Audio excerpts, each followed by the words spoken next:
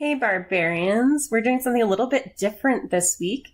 A couple of firsts for us. One, it's our first holiday podcast. We're doing a Halloween podcast for the first time. And second, we're going to be doing a bit of a review / kind of equivalent of a live tweet sort of thing. We're going to be watching the World of Darkness documentary, which is now available, at least in the United States, on Amazon. It was $2.99 for us to rent it here. That's US dollars. But yeah, we're pretty excited to take a look at it and let you know what we think. And then maybe you can check it out too if it's something appropriate for your Halloween viewing.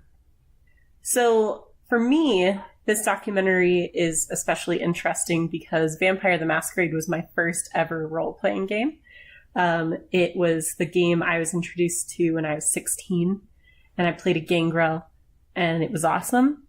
I did not LARP, which I know is featured pretty heavily in this documentary from what I've heard, but we did use some LARP rules in our tabletop environment. I know you played World of Darkness games too. When were you playing them? I did. I didn't play them until a lot later in my tabletop role-playing career.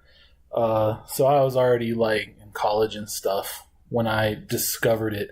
And I actually discovered Vampire the Masquerade via someone who played LARP. But I never did. This guy and his buddies did. But I thought, okay, that's kind of intriguing, but not really what I'm into. And so then I discovered that it's two different things. There's the LARP and there's the tabletop, and I got into the tabletop part. And I always played a Bruja because it just really spoke to me, that whole class, and building a real tanky, scrappy kind of biker sort of guy. So you went a little more stereotypical with your character as well? Not necessarily stereotypical for Vampire so much as maybe stereotypical to Vampire the Masquerade. And right. I think that was the difference that was important for me, because before then, stereotypical vampire to me... No, I meant stereotypical, Bruja. As a... Oh, right. The wallet chain and the steel-toed boots and the motorcycle and the... Yeah, absolutely. Sorry. But yeah, no, for sure. But go ahead. Oh, I was just saying that at that time, for me, stereotypical vampire was Bram Stoker's Dracula from the 90s, Right.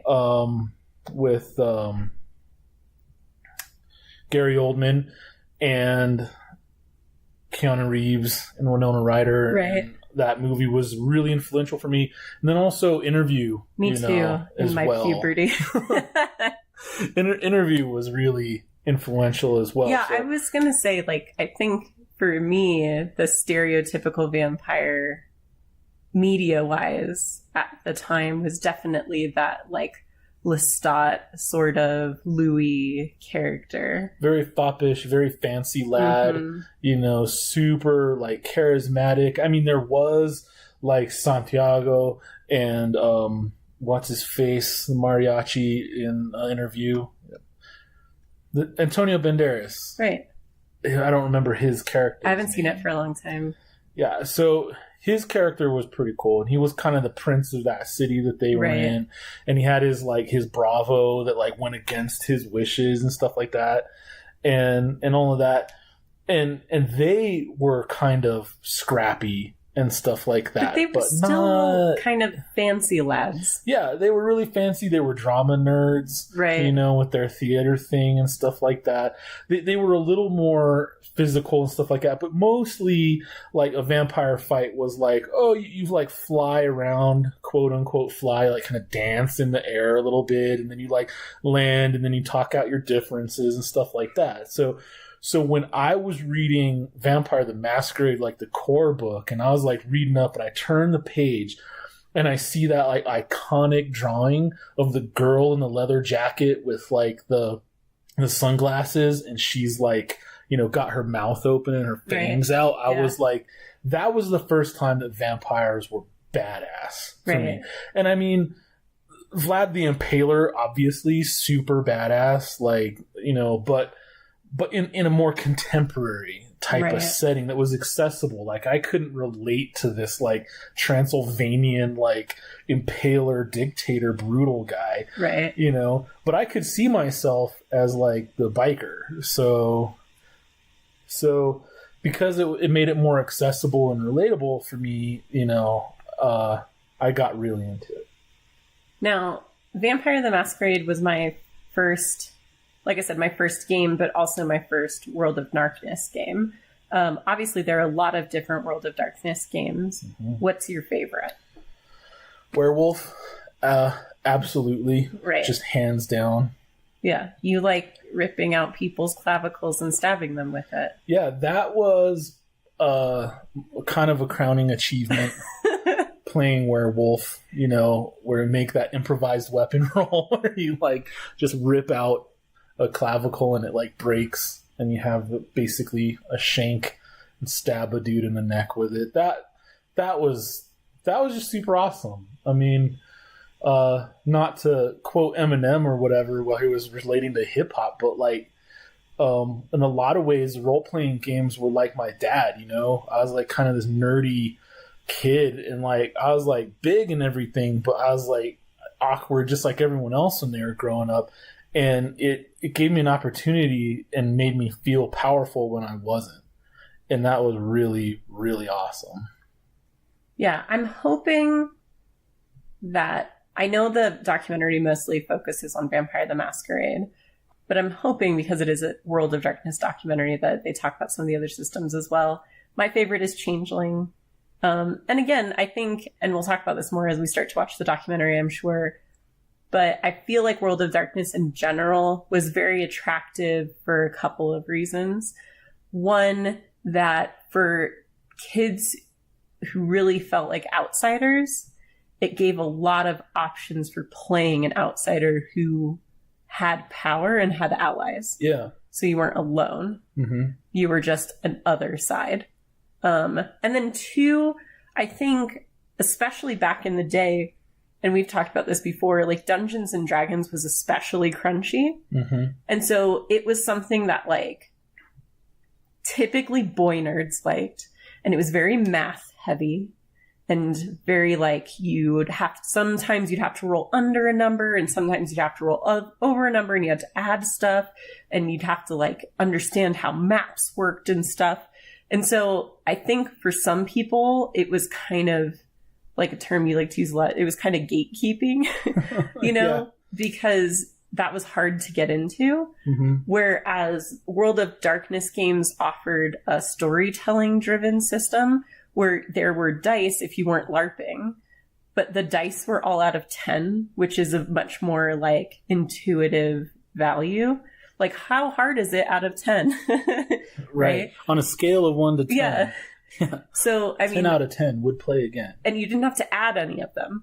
It was just like, how many of them were high enough? Mm-hmm. Right? And so I think for a lot of people, the idea that you were telling stories and building cool characters and not doing math made it very attractive as well. It was also, so in addition to the fact that girls played it, which made it very attractive for me, it was also that, I mean, if you've listened to any of the games that we've played, I mean, you were there, but I mean, just as a participant, if you notice that I really like to actively participate in the story, right? That's unfolding. I like to be like, I kind of make this move. I kind of do this. I do that. I like to describe like what my character is doing. I like to have more agency as a character. And like Dungeons and Dragons historically wasn't like that. That's how me and my cousin played it, and how me and my friends played it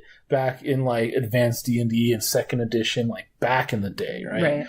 We wouldn't really follow the rule book so much. We would just kind of make a badass character and then kind of like play through a story that we kind of told each other together.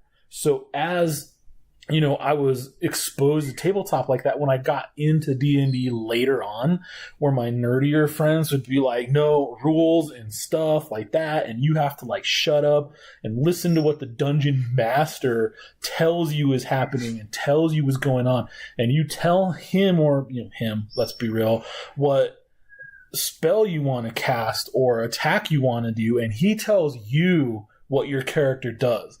I've kind of fell out of love with it for many years, and World of Darkness brought me back into it because of that collaborative storytelling kind of experience. Right.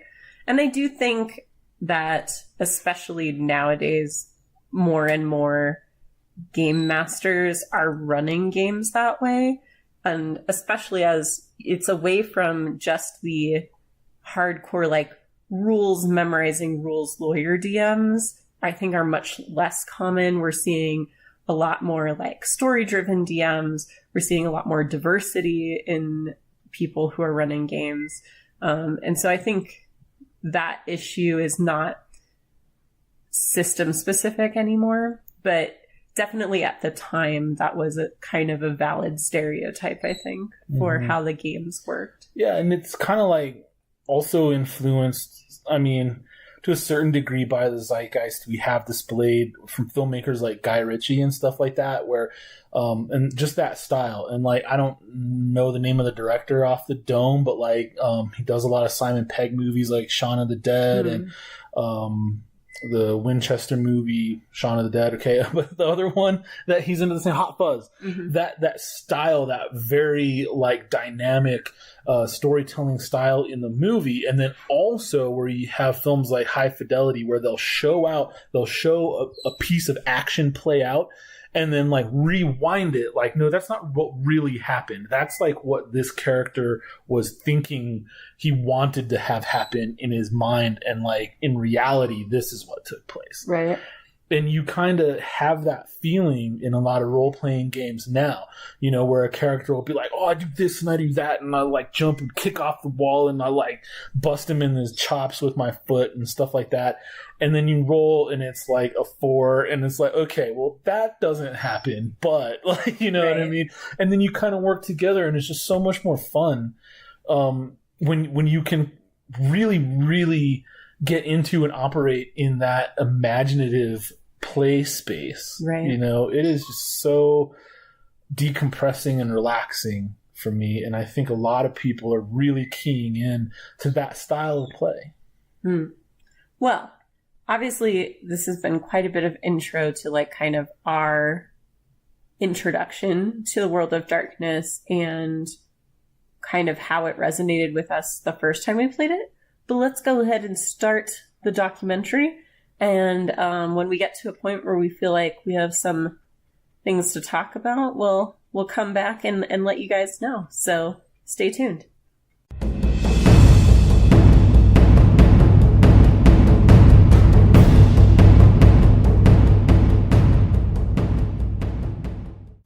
All right, so we basically just got through the title credits. Right. We haven't even gotten very far.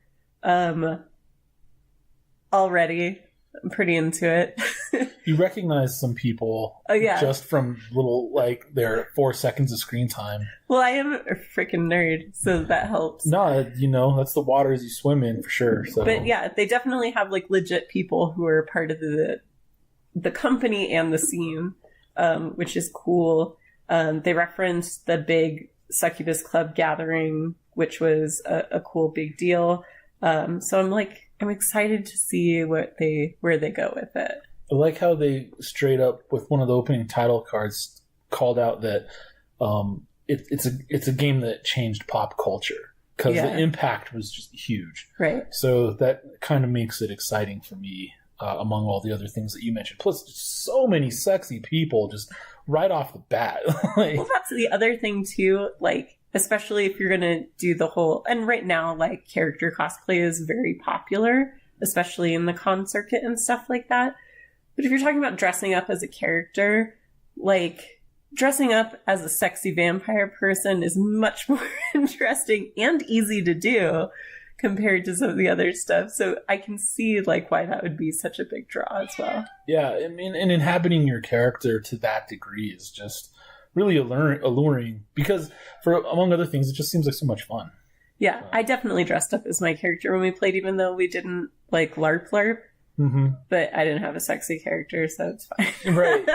Well, that one lady though clearly had a gangrel that she was dressed up as. Like her gloves had the like claws and stuff like that. I mean, maybe it was like a special weapon of hers where she had like silver claw tip glove type of deals or something. But like, I think that was part of her gangrel costume, and those were her feral claws. If I had to guess, if I was a betting man. All right. Well, I guess we'll find out. Yeah.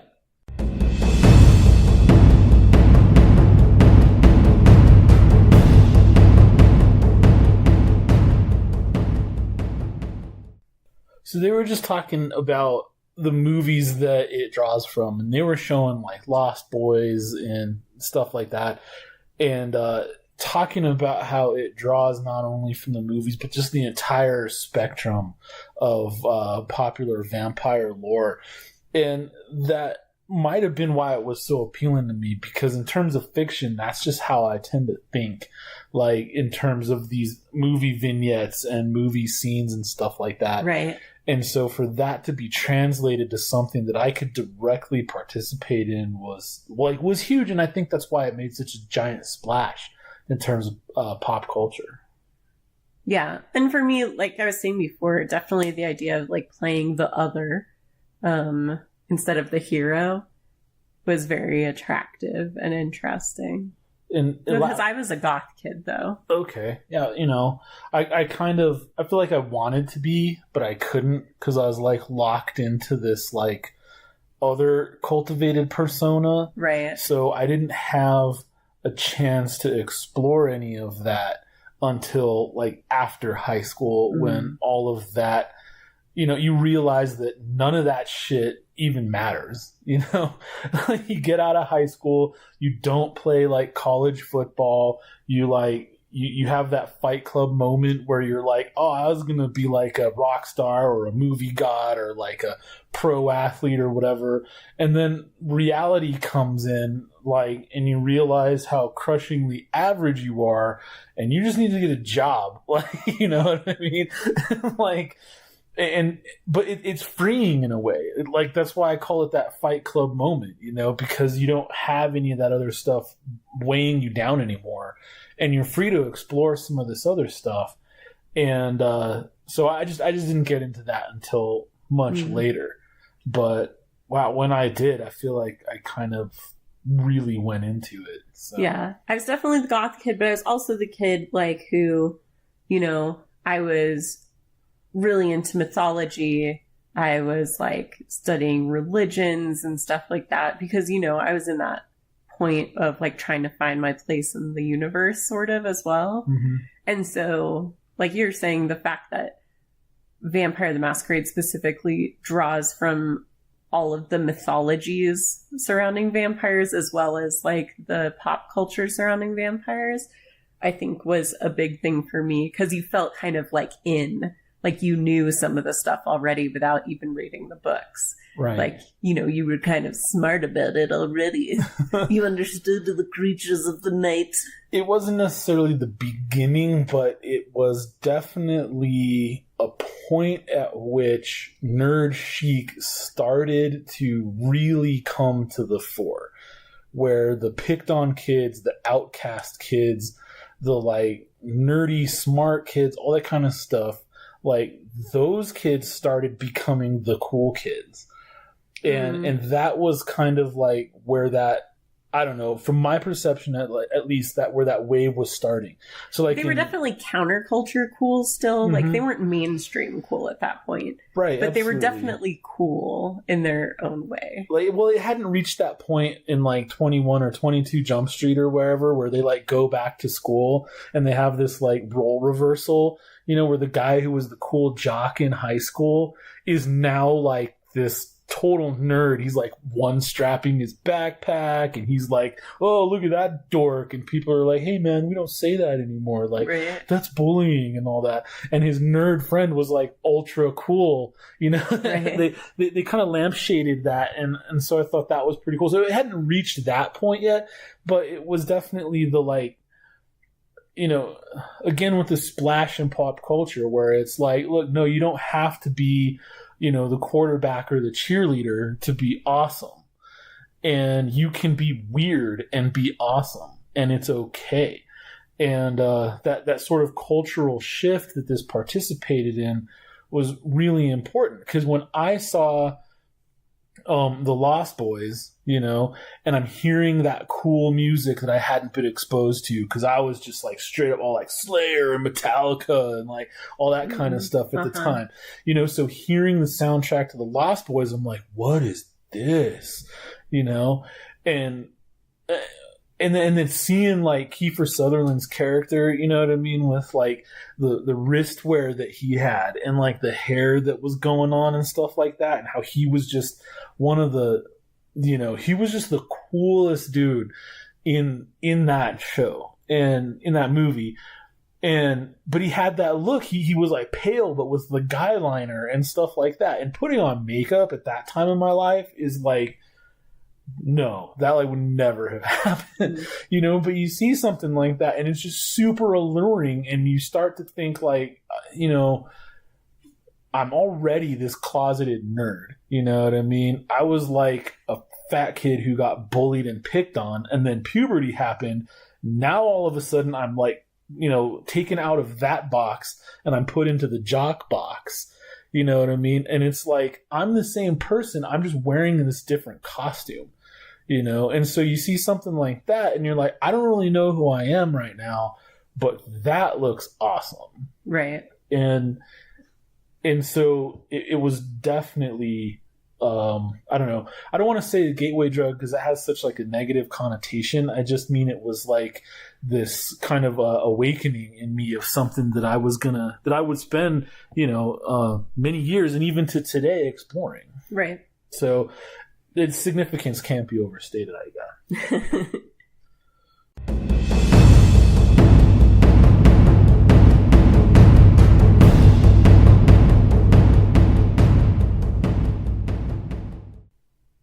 Okay, spoiler alert, but the idea that the cover for the original Vampire the Masquerade book was just like an accident, like they ran out of money when they finally made it, right? And they had all of that awesome artwork inside it, and they couldn't do the cover they wanted, which they showed, and it was just ultra cheesy. Bad. It was horrible. Bad. Yeah, and then they're like the rose on the green marble or granite or whatever. They were like, well, we just kind of phoned that in because it was all we could afford. I'm like, that was an accident, dude. The contrast of the red of the rose on the green and the black, and it's just, oh man, it's such an iconic cover. It's perfect. And it's like, yeah, like that's one of the things you remember from that edition of Vampire is that cover. It has. I mean, the rose looks like blood. It looks like lips. It looks like, and the red petals of the rose itself, but like just the whole rose with the thorns and the like, it's kind of wilty. It looks like life. It looks like death. I mean, you can unpack that cover all day long. And they were just like, yeah, like it was all we could afford, like whatever. And I'm like, what? And my mind is blown with that revelation. I had no idea. Right. About that. That's amazing. Well, and just, that art that's in there, like that primary edition Vampire the Masquerade, like super dark art that we talked about in the intro, and they showed the one that you were talking about. They did. And it was hilarious because we saw just like a tiny pan of it, right? Like it's panning up, and before you even get to her necklace, we're both like, there she is. That's her. And like you can recognize it. It is so iconic. It's like seared into my mind because I remember it's a full page in the book, and you turn the page and bam, and right there you're like, I'm in. You push all your chips in right at that point, and you've been playing Rifts, you've been playing Dungeons and Dragons, you've been playing all this stuff, and it's like it all comes flooding back in a way that like this is a place where I can do everything I've wanted to do this whole time. Right. So it was just really impactful. Tim, what's the guy's name? Tim Backstreet, I think, something like that. His art just super iconic and gritty and amazing. And that guy's a hardcore badass. I gotta look up his name.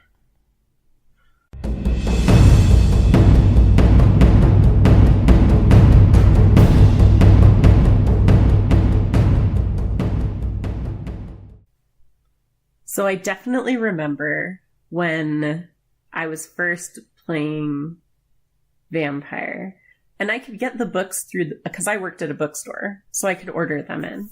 But if I wanted to get dice or anything like that, I had to go to, and at the time there weren't really nerd stores in the way that there are now, like gaming stores. You went to a comic book store. Yeah, there wasn't a friendly local gaming store. Yet not like dedicated in that way. Right.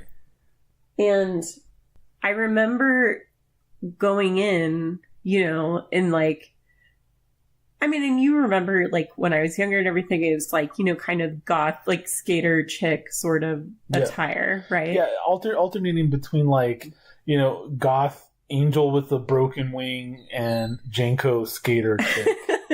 Like it depended, like if it was Tuesday or Friday, right?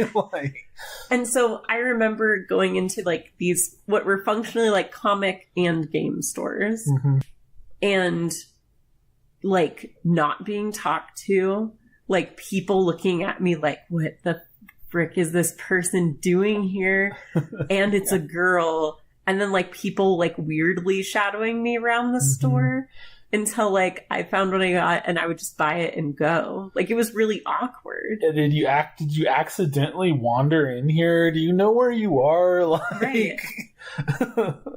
What's going on with that? Oh, and just real quick, Tim Bradstreet. The least I can do is get dude's name right, like Backstreet, like he's drawing, draw it that way. Like, I don't know. Sorry, my bad. Tim Bradstreet. Yeah. But yeah, so they were talking about that a little bit, how like suddenly these goth kids started floating into the game stores to get their stuff and then flitting out. And it's like, well, yeah, but also it was weird for us to go in there. Yeah. Like it didn't feel like welcoming. We got the perspective from the guy working behind the counter at the comic book store, but what they don't touch on, at least what they haven't touched on yet, is that it was weird from the other side too. Especially being a girl going into the game store. Being a girl, and especially being like a hot girl. I would know about that. But you would know about that because that was your experience, whether or not you were aware of it at the time. Okay. So, but yeah, it was very awkward, and so it made it discouraging to get into other games for a while too. I remember Vampire was the only game that I played for quite a bit, and I was interested in Dungeons and Dragons, and I'd actually picked up some of the books at work, but couldn't get dice and hadn't really gotten into it very much because my local gaming store wasn't that friendly to me at the time. Yeah, it was a little gatekeepy still. But yeah, because I went to the comic store and stuff, especially as like the darker comics started coming out and stuff. Like I loved, like Vasquez, like Johnny the Homicidal Maniac. I loved Roman Dirge and stuff like that. And so like I would go to the comic book store for that sort of stuff. And that was around the same time where that was starting to become more friendly to like your alternative folk.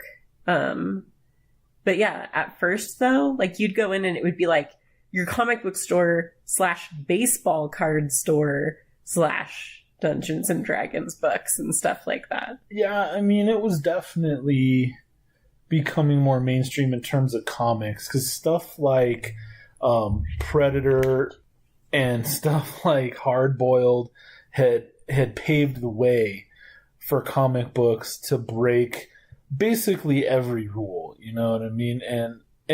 And obviously way before that, they had to establish the comic books code so that parents could know that if you're buying Marvel or DC or whatever, that you're getting like this wholesome stuff. But there were always the like black sheep or the dark horses, if you will, of the industry that were like, we don't give a fuck. Like this is comics. Art. Yeah.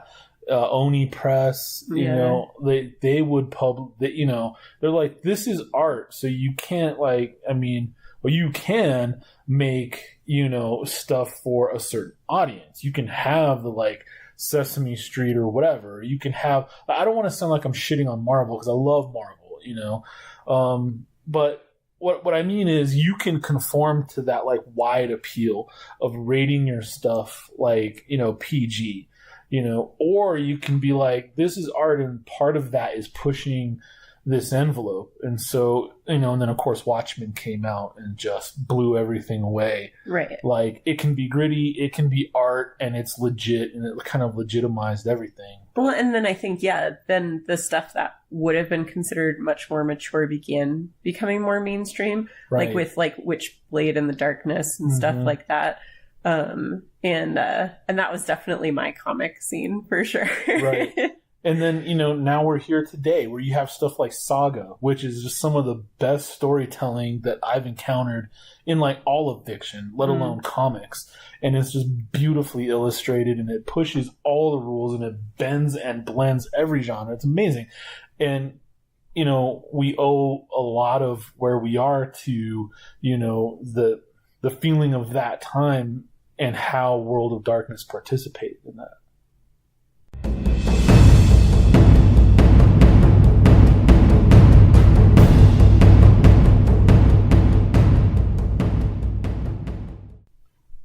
Oh, the Underworld Controversy. Such a dichotomy, and at once so near and dear to my heart as a movie, and also just so anathema to like everything I believe in terms of how werewolves and vampires should interact. It's like just such a bone to pick, such a point of contention for me that you are well aware of.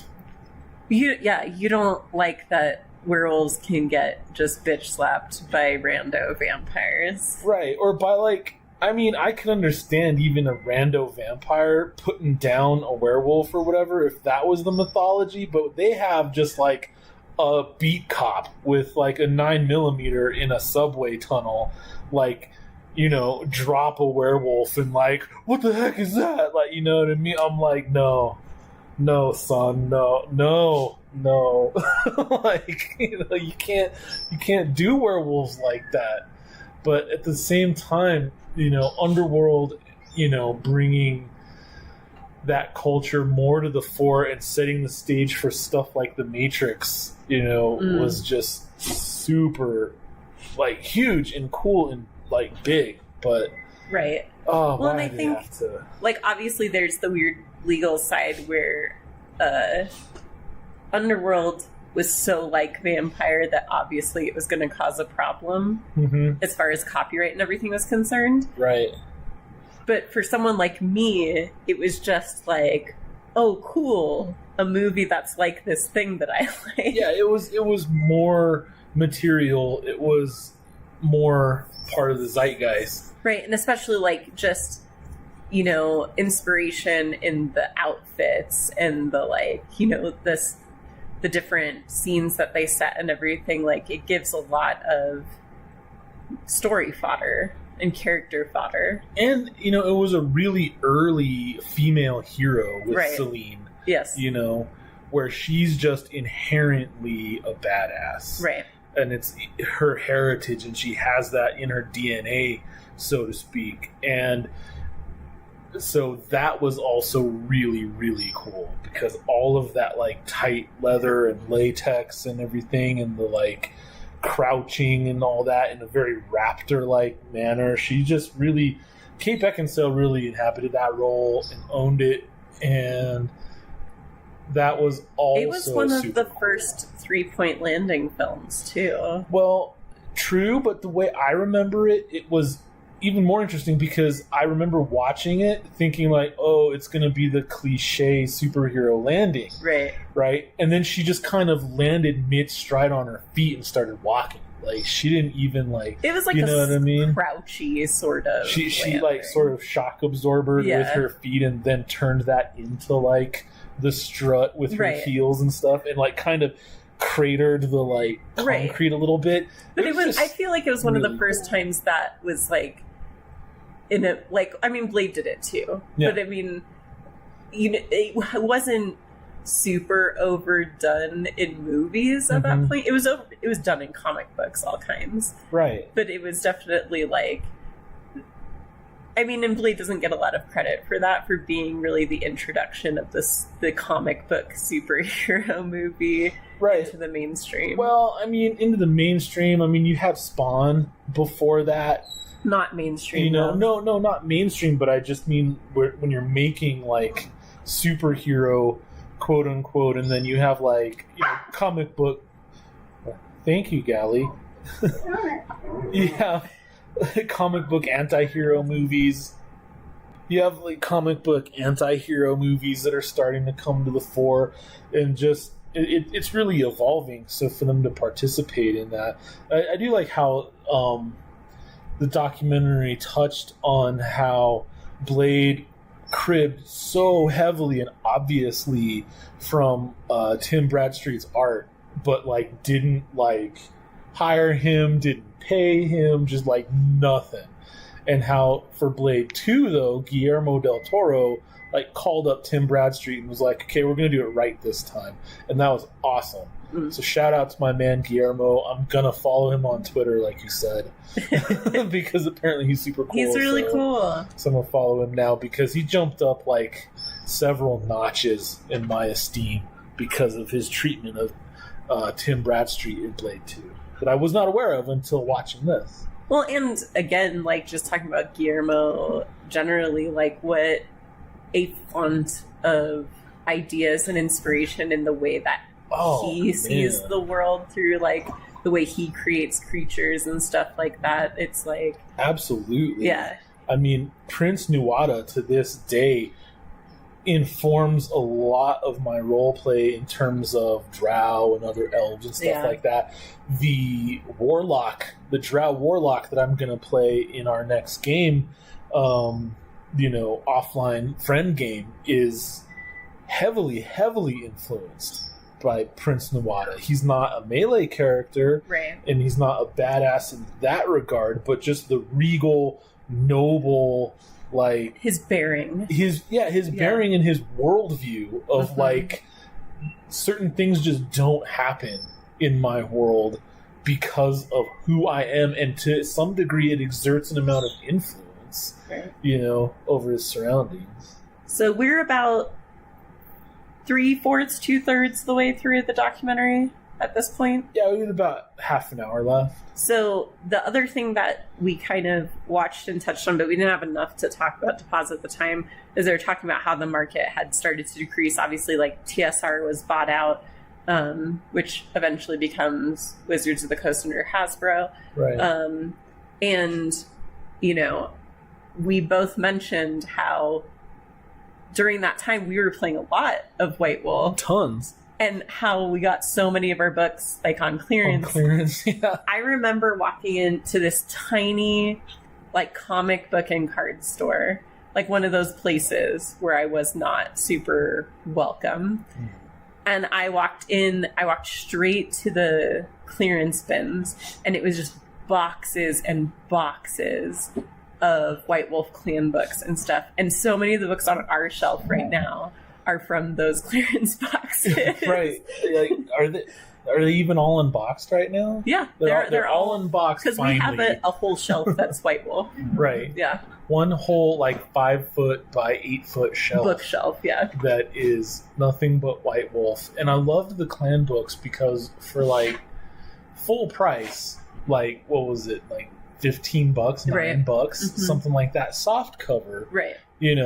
With kind of like the modules like you'd get for D&D or similar. The old school modules, yeah. Right. You could buy a clan book and it told you everything you ever wanted to know and a bunch of shit you didn't know you wanted to know about, right. like Asimite and stuff like that. And even just iconic characters in the game that were a certain, clan affiliation, and all of that. And I almost want to say Auspice, but that's Werewolf. But they did all the same stuff for Werewolf. They had this glut of material at the time. Like the Changing Breeds book. Right. Yeah. With all of the like the snake shifters and all that kind of stuff. Yeah. Who were the assassins to cull the herd and keep it from being all, bananas. There was this glut of material that was just bananas in its scope and depth and breadth. And as someone who wanted to be a writer, but at the time had to like make money, seeing that this was a thing that could be done was pretty cool. And then, but also, why was it so cheap? It seems at the height of popularity for me because of these movies and stuff that were coming out. Like, I had no idea, that they were going through all these struggles, right, and stuff like that. And so for them to blow it up, like, I didn't learn about them making that move until many, many years later. What move? Fulfilling the prophecy, making Gehenna happen, making the Ascension, the Apocalypse, all of that taking place all at once and just rebooting everything. Right. And a lot of people, just talking about the glut of materials, and then I'll kind of get into that. The materials were, I think, they didn't make it overwhelming on a player side. They made it helpful on a player side because you could get a little book that told you a lot about your character. Right, yeah, exactly. Where it made it difficult was on the storyteller side, because I was expected as someone running a game to have all of those books for my players and to know the content that was in all of those books for my games. And that became overwhelming. Yeah, I could see how that could happen, especially when we were still sort of into the, dungeon master player sort of relationship. It was still heavily colored by all of that, and it wasn't so much the don't growl at me. Don't you bark at me either. Stop it. Why are you why are you doing this? What is your problem? I don't even know, dude. Why are you just being an ass? It's like we're trying to record something. Come here, stupid. Okay, there you go. Sorry. That's okay. I don't even remember what I was talking about. The storyteller player. The dynamic, right? Like, so it wasn't super, easy to get into the collaborative storytelling mode. So you were still expected to like be the rules judge and be the like source of all the material and make all these rulings and stuff like that. Even though it was supposed to be more of a collaborative thing. Thank you, Callie, for providing sound effects. I don't know why she's growling at me today. I don't know. She has a lot to say. She wants to be on the episode too, I guess.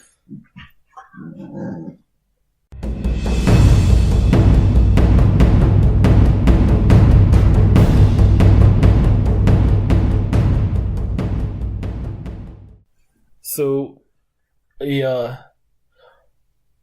few things, right? So, a White Wolf, World of Darkness, MMO, like, just based on the test footage in gameplay and, like, the concept art and stuff like that, it could be amazing. It could be, like, it just wouldn't make any sense. It's too big to try to confine to something like that. And that's kind of what I was gonna, like, go for, is that you want it to be awesome, but there's no way it can be everything you want. It kind of is doomed to go the way of Matrix Online, where you can't be as powerful as you want to be or as freeform as you want to be in an MMO like that. Well, I think for me, because I would equate it kind of, remember that like dark MMO that came out where it was in beta river and it never really went anywhere? Gosh, there's so many. I'm talking about a specific one, but I don't know enough about it to get into it. Like, we played it, but it wasn't good. But I think it was like Perfect World or something. But for me, it's just like it's hard to make an MMO out of Vampire because the whole point is that there aren't as many of you as there are of humans and stuff. Right. Like, that's the whole point of being an apex predator. Yeah. Is your numbers are fewer than what you feed off of. Yeah. And so just having a game where everyone's a vampire right. doesn't make sense. That's why Bloodlines worked so well. Because you were one character and you had other vampires to interact with, but that wasn't the whole game. So that being said, you could make a game. You could make like a Fallout. You could make like a Witcher. You can make something like that. You know, your open world RPG as a vampire, which has recently come out. Like there's, you know, Vampire came out recently, and you know, that game might be cool. I don't know about its reviews or whatever, but I haven't even heard of it. Yeah, you know, you play a vampire like in, you know, olden times London or something like that or whatever. You're like a doctor or something. Anyway, it looked cool. I think it got decent reviews. You know, you can have open world RPGs as a vampire, and that can work, but you know, like I said, it's the same reason Matrix Online, you know, had to fail, because when everyone is special, then like, you know, no one is. I guess. Well, I mean, it's like they already did that. Like that's what Bloodlines was. If you want to do that, just make another one. Right. You just kind of update it, because Bloodlines was cool, but you know they showed some footage from Bloodlines. I mean, I remember playing Secret World. Okay. This is the one I was talking about. Gotcha. I remember playing Bloodlines and was just like, it was cool at the time and everything, but you know, now it's just, you know, like a lot of games is super dated. Yeah.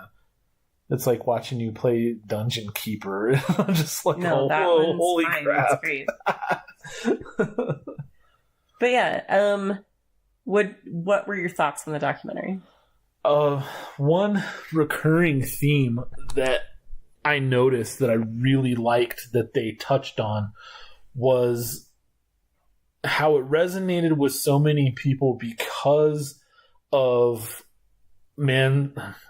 people's moral struggle, you know, when confronted with a horrible situation.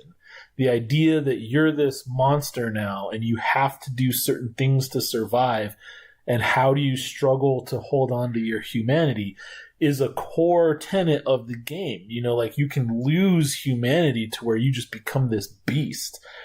And that's been a really, you know, deeply interrogated concept throughout, you know, philosophy and psychology and stuff like that. Just, you know, ever since we really started thinking, you know what I mean, as a species. And so to be able to act that out is also has a very cathartic potential, and they touched on that as well, you know. And so I thought that was also pretty cool. And like just thinking back on the books, how they have quotes where they tie everything together. They have, you know, song lyrics in there. They have like Thomas Hobbes quotes, you know, just like all of these different facets that all tie in together, just sort of really let you experience this struggle to survive human condition in a whole new way. And so I thought, yeah, and you never really ran the game so much. No. So like, even if you like took any of the storylines or anything and went with them, every storyline that they had also had a list of media, like movies and books, that would put you in the right place for that game. Yeah, and getting in the right mind space for a game is definitely important, at least to me. You know what I mean? Well, and especially when you're playing something that dark. Right. That's not always a natural switch for everyone. It's tough to leave your, you know, job at like the coffee shop or like the tech support or whatever, and then like go home and like put on your like, you know, Bruja vest or your like Ravnos like, you know, jacket or whatever, and become this other, you know, creature without kind of surrounding yourself, or maybe, you know, kind of pre-gaming with that other media. Yeah. I will say, I guess I'll start with some like negatives, then go to what I liked about it. It took them a long time to bring this to a wide audience. Mm-hmm. Like, this documentary was done a while ago. Okay. And only recently, like, we've been waiting for it to come out on Amazon because even it was officially released, but they had trouble getting it out on the big media platforms. Right, yeah. And so, unfortunately, because of that, it's already a bit dated. Mm-hmm. Because the documentary stops before V5. Okay. And so right now, as of like watching this, there's already another edition of Vampire out that they don't get to get into at all. Right. Like that other company that bought them in 2015 and started releasing new stuff. Right. Well, and Onyx Path is like, yeah, a big part of it and everything. But yeah, so they mentioned that like the rights to the game were purchased and everything, Mm-hmm. but that's as far as they were able to go. And that's not their fault. True. It's just, it's unfortunate that like it's new, like this is officially launched 2018, but the information's from 2015. Yeah. So that's unfortunate. Mm-hmm. The other negative again, and I knew it going into it, and even from like the description and everything, it's very clear. Like, this is a vampire, the Masquerade vampire series documentary. Right. And so they touch on the fact that there are other games because the world of darkness is a greater world where all of these supernatural creatures interact. Mm-hmm. But we don't really hear about any of the other stuff. Yeah, you see cover art from Werewolf and Changeling. Right, you see some of the Wraith, yeah. And that's about it. And that's really it. Yeah. And they talk about how, there's so much material. We created this whole Right. world of darkness, but we're not going to talk about it, which I can kind of get because, you only have so much time. And Vampire was their flagship game, and it's their most popular game, Mm-hmm. so it makes sense. The only problem is it's called World of Darkness. Right. I mean, it's a little bit, I don't know, misleading. Not necessarily misleading, but, you should know what you're getting into, that, it's a vampire. It's a vampire Masquerade documentary. Yeah. Not a World of Darkness documentary necessarily. Yeah, because to me, like, World of Darkness, like, a huge component, like, I would say that the big games in World of Darkness are Vampire, obviously, Werewolf, being very close behind, Mm-hmm. Hunter and Mage. Right. Not as far as the best ones, but the most popular ones. I would say there's probably a lot more Hunter games going on at any given time than a lot of other games at this point, because they're it's easy to make humans. Mm-hmm. And the idea of fighting monsters, like, makes sense to new people in the system and stuff like that. Yeah. So Hunter games are super common. And they're relatable Mm-hmm. because you're a person. Mage is just so difficult to play because of how you have to... There's so many rules to understand, but so many rules to kind of not necessarily make up, but just kind of own, make your own. Your friends in a way. played it in a weird way, though. But, true. My experience with Mage is definitely, entirely colored by that very close-knit, limited experience. Because if you read the book, it doesn't really work that way. Yeah. But, yeah, it's But anywho's, like, so those, I guess, were my more negative points. Okay, yeah. Things I liked about it, I really liked that they had the people who were involved as part of the people who talked about it. They were careful in talking about how the writer left or was removed from the equation, but didn't get into, like, one of the big reasons the new edition, when it was New World of Darkness at the time, it's no longer the new edition. Right. When that came out, one of the reasons it was so difficult for fans to digest compared to people who were new to it was that because he wasn't involved, a lot of the language had to change. And it was kind of phoned in, you know what I mean? Like all of your moon auspices, it was all the same, just with different names. but there wasn't that's really not phoned in. I don't think that's fair to say. There just wasn't a satisfying reason for why that was the case. It just seemed like kind of like slapdash, like, the real world reason why we're like, re-skinning all of this stuff is because we can't use that old stuff. Like, that in a player way, but there was no way to really connect that in a satisfying character way to where you're in this new sort of kind of, but it's the same thing. Well, no, because then that's still player way. Like, in a character way, it's completely disconnected. It's a completely different game. Well, that's what I'm saying. There was a disconnect there between player and character so that you couldn't get into it as much. You still wanted to call, the auspices by their old names, yet you're playing this new game that's the same game with new names, but you know what I'm saying? It's like, why don't I just play the old game? Especially because werewolves were like hecka nerfed. I don't think that's fair, but I know that you didn't really play the system very much either. Mm-hmm. Like, we played your Hunter game that's on the podcast, and there are episodes that we did of that aren't on the podcast as well. Mm-hmm. And we had fun with that. But I don't think you really played a lot of vampire or werewolf in the new system. We played a Halloween short. Right, and I played one game of werewolf, in the early to mid 2000s, when that was all coming out and werewolves were like a lot weaker and stuff like that. And so, it touches on I had a bad experience maybe as a concept. Because for me, like, I had a lot of trouble with the vampire change as someone from the old system to the new system because so many of the clans were gone. Mm-hmm. And so I can get that part of it, like, you being a werewolf player and that, like, the way they changed it being a concern.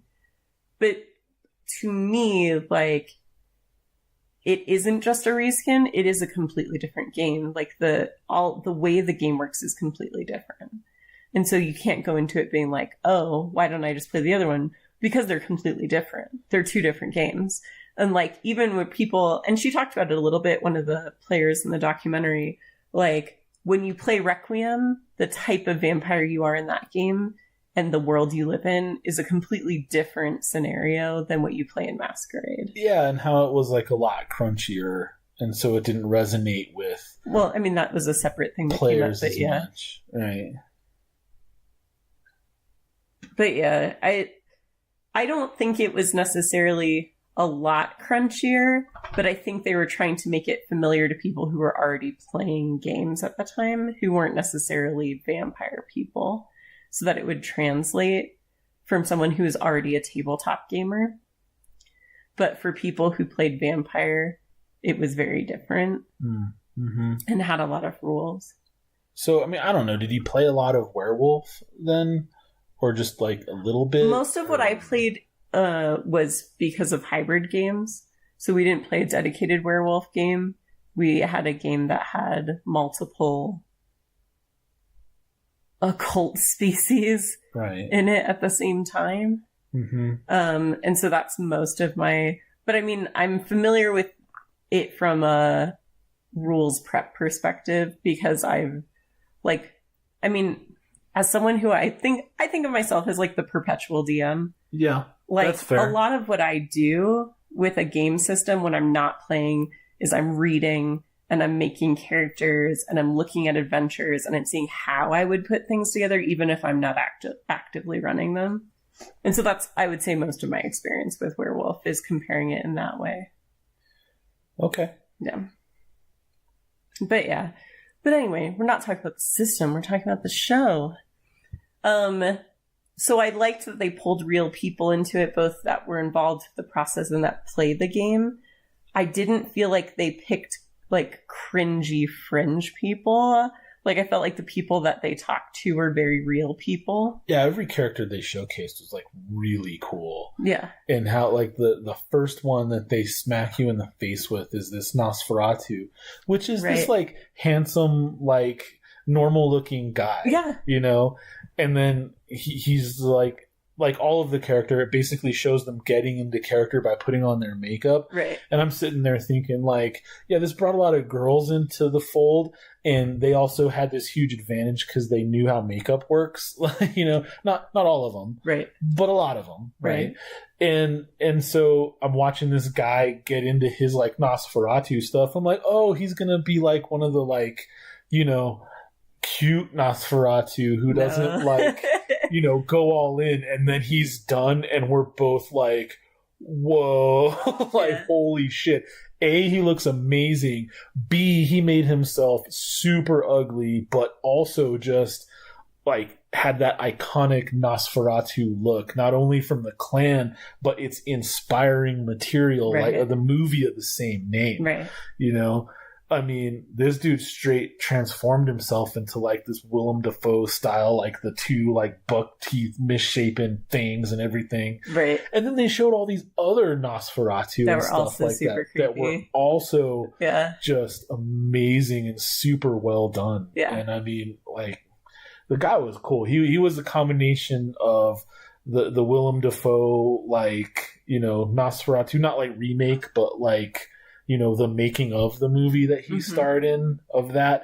And then also because he had like a beanie on and he was still like kind of young looking. So he was like, if the character Mouse from the first Matrix movie was a Nosferatu, like that's what he looked like. Yeah. It's like he was still cute, but horrifying and just like awesome. And they were all like that, just in a different way. Yeah. No, people who play Nazis and Malkavs are a special breed for sure, because they're such cool clans, but they're very difficult in a lot of ways to play, and I think especially in the LARP sense. Okay. Because they're so against the grain. Yeah. You know? And Masquerade in particular is all about being with society and with the grain and following the rules, especially if you're playing a Camarilla campaign. Okay. But yeah. Yeah, I think it would be difficult to play like to LARP would be tough, you know, because you have to be really careful in terms of like props. Really, I don't think you can really have like if your character has like a broadsword or like a battle axe or even worse, like a gun. You know what I mean? Like you can't just like whip stuff out like that, even if it's like. And you haven't LARPed at all. No. So like, yeah, there are very specific rules about how combat is done and weapons and stuff like that because you can't do that stuff. Yeah, I've only ever heard of it, like, because like I said, the guy who got me into World of Darkness was a LARPer, and he had his like book, like Mind's Eye Theater, like this and that and everything. He had the book, and he was showing me like the hand gestures, because we would like talk about it, you know what I mean? We'd be back behind the place where we both worked and like smoking and hanging out and like, you know, gross. Yeah, horrible, gross. I don't do that anymore, you know, but whatever. I was, you know, my early 20s. No, okay, not everyone was perfect in their early 20s, all right? So, like, anyway, and he would be telling me about the hand gestures that you do to signify different things. And I'm like, well, how do, like, props work? Like, do you have all these badass things and stuff like that? And he's like, no, not really. Like, it's all imaginative. Like, if you want to have, like, a gun, you know, you have, like, a 3x5 card with, like, gun written on it and stuff like that. And I'm like, well, isn't that kind of lame? And he's like, well, I mean, you know, it's a lot less lame than like the cops coming and like shooting you for real. I'm like, you know, good point. Like, you know, fair enough. If you're going to be out in the world doing this crazy, like live action, you know, theater of the mind sort of act out your fantasy kind of thing, there have to be those limitations to keep everyone safe. Right. So, well, in a LARP Masquerade game, I would say that it's not very violent most of the time, because a lot of it takes place in court and stuff like that too. But yeah, the game that I played in, we used LARP rules for combat. Okay. And so we like sat around the table for a lot of our like discussion and talking and stuff like that, and then we would stand up for combat and have our cards and stuff like that. And we played LARP style combat for our characters. which made it easier to spatially understand what was happening because it allowed you to get rid of the issue, like in the game that I ran of Vampire, where, because you can split your actions. I know you recall that probably from being a werewolf, especially because your dice pool is so large. Yes, very much. And you can split your actions in Vampire as well. And I had a character decide to split his actions, and he's like, because it's a room full of spooky zombie things or whatever. And it was the one where he like punched a zombie and punched another zombie and kicked a zombie all in the same round. And I was like, so you're like putting both arms and a foot out at the same time, because splitting your action means it all happens simultaneously functionally. Okay. And he's like, yes. I'm like, okay, you realize that you're like splitting up the dice that you're using for each of those. So it's not likely to work. But that's what happens when you're like sitting down and you're not really visualizing those things. Mm-hmm. I mean, he did it anyway because he's dumb, but it's fine. And it did not work out for him. But, you know, whatever. But, you know, it's I liked the people they had in it. They did focus on LARP. They did talk a lot about tabletop playing as well, though, so I didn't feel like ostracized as a non-dedicated LARPer. Right. They went into both, yeah. I think, enough to reach both communities. I think talking to LARP people made a lot of sense for a documentary because it's visual, mm-hmm. and that's such a visual part of the community. Right. Or even if you're just like tabletopping, you know what I mean? But you're still doing the like quasi-LARP where you like, you know, dress up as your character, yeah. You know, but then you tabletop play. Yeah. Like that's, you know, sounds like a lot of fun, sounds really cool and accessible for a lot of people, right. To, you know, who want to play dress up, has that cosplay kind of flavor to it. Well, and nowadays with Twitch streaming, I feel like that's how a lot of them go. Like if you Twitch a game, like, and you're a decently popular stream, you're probably in character. Yeah, okay, fair enough. That's not necessarily who you are on the street. Right. Yeah. Yeah. Like the LA by Night game that, you know, Alpha / whoever is doing right now with the dude who's in the documentary, who's on Twitter as Vampires and Vino, the by Night CEO. Okay. He runs that game for them. And yeah, and it's a popular one now. Very divisive because fans in the community are like, it's not really how the game is played, and like, you know, the tabletop people are like the anti-fangers, basically. They're like, can't understand a fucking word you're saying with your fangs in your mouth, you know, kind of, because they're the podcasters where they're like, we want to hear what you're saying. Yeah. Like, I don't want to see your dumb vampire face. Like, but like the Twitch streamers are more like the LARPers, you know, and right. So it's funny, the little like squabbles that you see online with it. Yeah.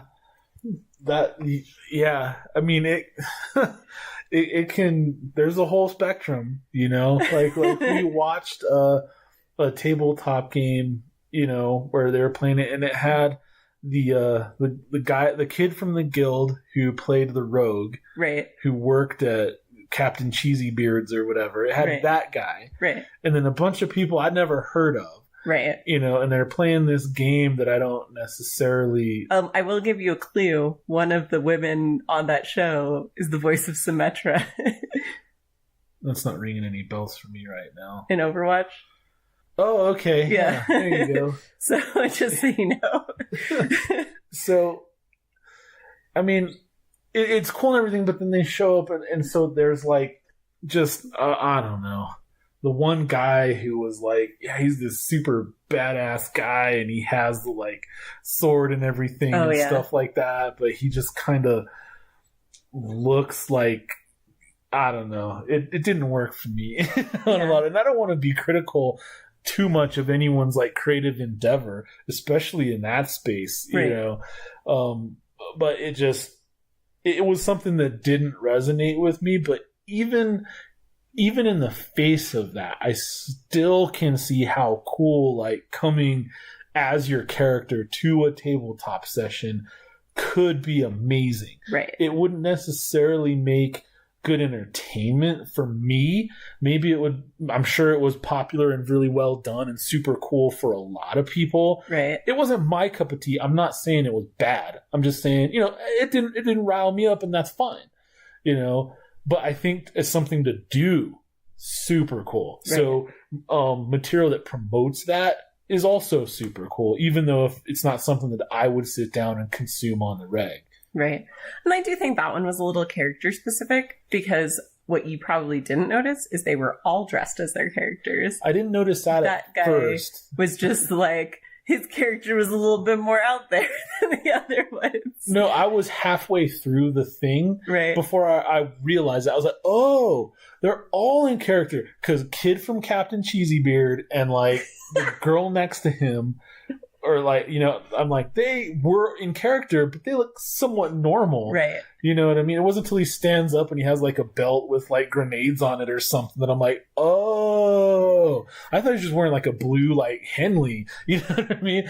And then like, but then the other two, like, you know, Captain Assassin Pants with the white long hair and like the girl like with him, they were like super in character. So I'm like, who the hell are these two people like all in character, and then these other guys, these schmucks over here, you know what I mean? Yeah. And then I don't know, when someone is like portraying a character who's supposed to be a badass but doesn't look like a badass, you know, that's why I couldn't get into True Blood, because like the main guy was just so derpy. And then like the one like the Supernatural TV show, the guy with his like that though. You're like, I don't like his hair. His derpy haircut, dude.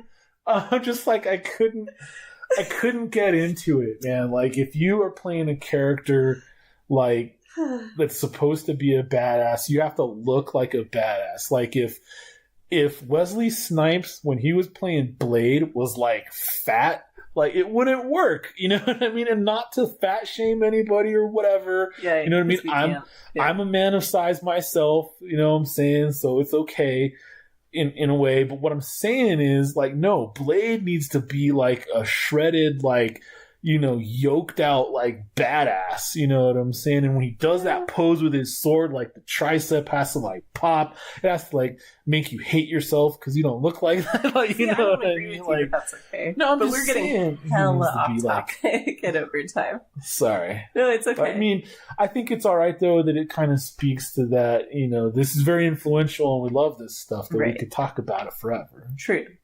So, I guess bottom line is, we found the documentary to be pretty enjoyable and conversation provoking and thought provoking, and definitely, I would say, a good kind of walk down memory lane of our like introduction to the game and stuff like that. So it was a very cool thing to watch, to connect all of those things together. Absolutely. And it's also good material to make you want to play. Right. And to also kind of authorize you to try some things that you haven't maybe tried before.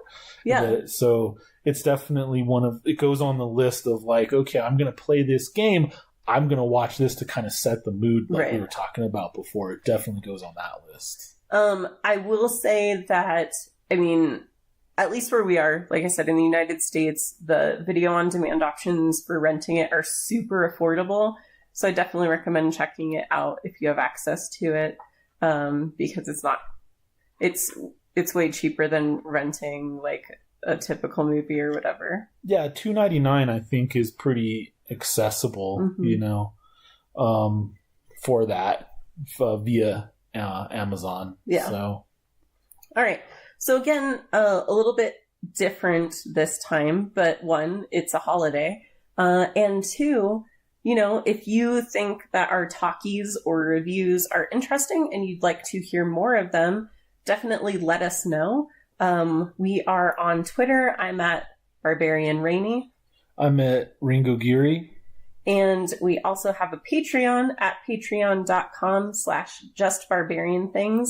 We're changing up some of the rewards for the different tiers and posting all sorts of cool stuff that we're trying to do. We're definitely trying to get more materials and gear to make even more stuff. So if you want to help us do that, definitely pop in there and let us know if there's something you can do to help.